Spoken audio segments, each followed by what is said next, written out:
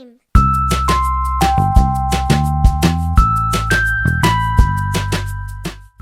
Chapter 19, The Storytellers.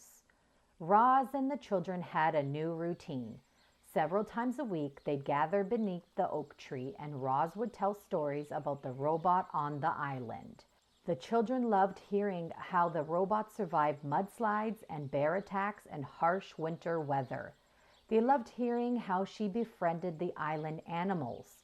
But the stories they loved most were about the robot and her son, the goose. He sounded like such a nice goose.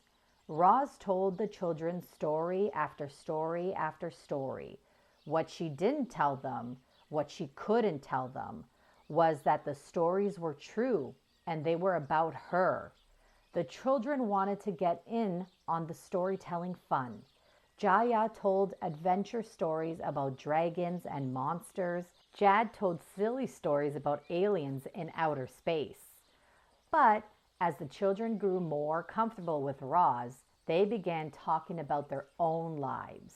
They talked about growing up way out in the country. They talked about their schoolmates and their friends and their family. They talked about how their parents used to work together around the farm and how perfect everything was before the accident. In an instant, their lives were upended. Their mother was gone and their father was injured. Mr. Sharif tried to keep the farm going by himself, but there was so much to do and he was so weak now.